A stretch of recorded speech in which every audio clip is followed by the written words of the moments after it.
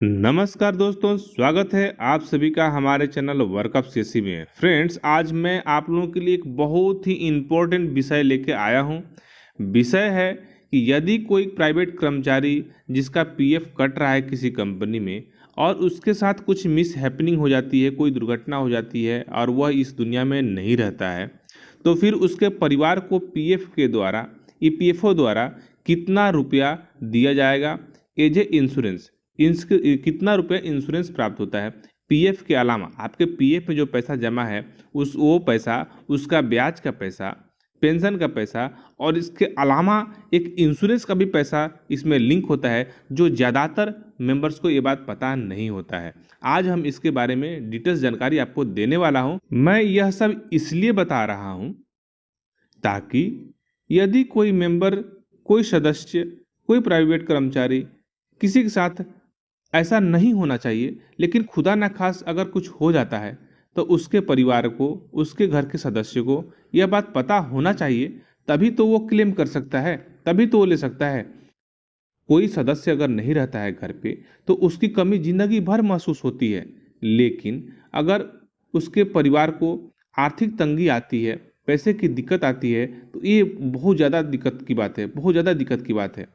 क्योंकि सदस्य तो नहीं है, लेकिन शायद अगर थोड़ा आर्थिक मदद हो जाए तो शायद उसके बच्चे की पढ़ाई लिखाई, उसके जीवन यापन में थोड़ा मदद हो जाता है।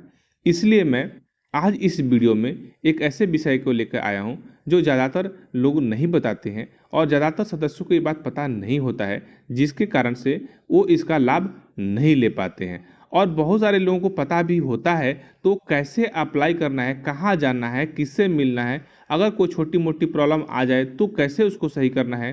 कंपनी, कई बार क्या होता है कि कंपनी बंद हो जाती है, कंपनी भाग जाती है, तब वो कहाँ अप्लाई करे, किससे मिले, इन सभी विषयों पे आज मैं पूरा डिटेल से आपको जानकारी देने वाला हूँ। तो अभी तक आप लोगों ने हमारे चैनल को सब्सक्राइब नहीं किया तो प्लीज़ चैनल को सब्सक्राइब कर लीजिए और वीडियो को पूरा वॉच कीजिएगा। आप लोग से रिक्वेस्ट है कि वीडियो को आप पूरा वॉच नहीं करते हैं, बीच में स्किप करके निकल जाते हैं, इसलिए आप लोगों को आधा अधूरा जानकारी होता है। और कभी ना कभी आधा अधूरा जानकारी वाले आपको पता ही है, अधजल गगरी छलकत जाए।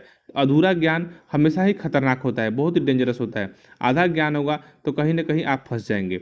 जानकारी हो तो पूरा हो, नहीं हो तो नहीं हो। अगर अधूरा जानकारी है तो कहीं ना कहीं आप पूरी तरह से फंस जाएंगे, इसलिए जानकारी पूरा लेकर ही आगे बढ़ें।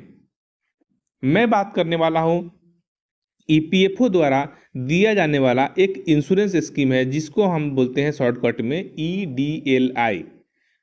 क्या आप लोगों ने इसके बारे में कभी सुना था? नहीं सुना था तो मैं आज आपको इसके बारे में बताता हूं।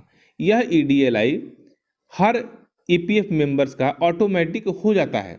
इसमें किसी भी प्रकार का किसी को कोई एक्स्ट्रा पैसा देने की या जमा करने की आवश्यकता नहीं पड़ती है। इसमें जो है अधिकतम 7.5 लाख रुपए तक इंश्योरेंस कवरेज होती है।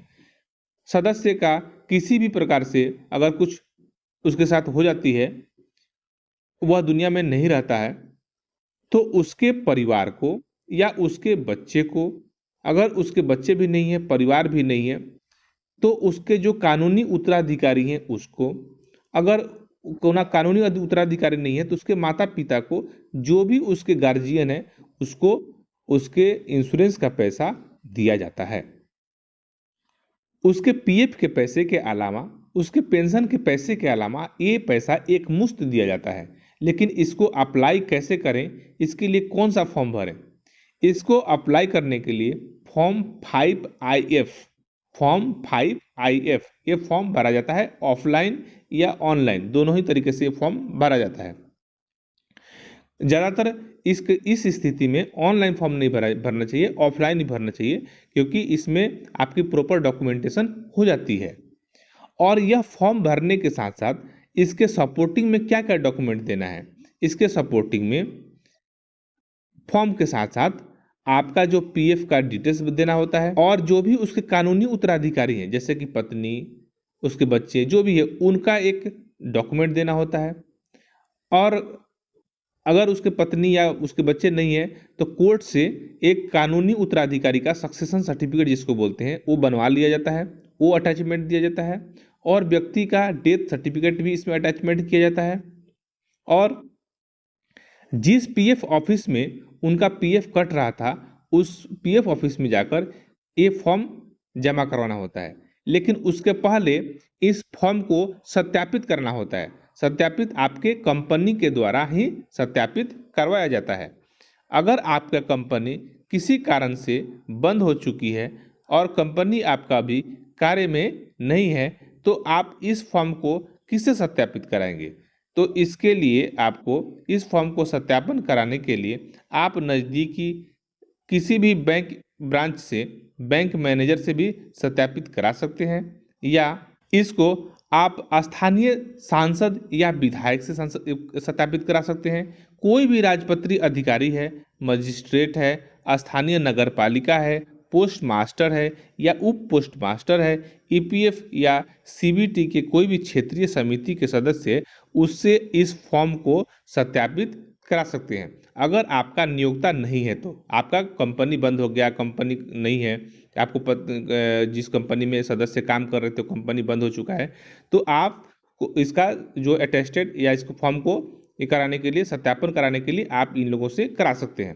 तो आपके मन में ये जो कन्फ्यूजन होगा वो दूर हो गया होगा कि सर मेरा तो कंपनी बंद हो गया है, चाहे मेरे घर के जो सदस्य काम कर रहे थे वो फैक्ट्री बंद हो चुका है, तो मैं फॉर्म का सत्यापन कहाँ से कराऊं? तो मैंने आपको बता दिया।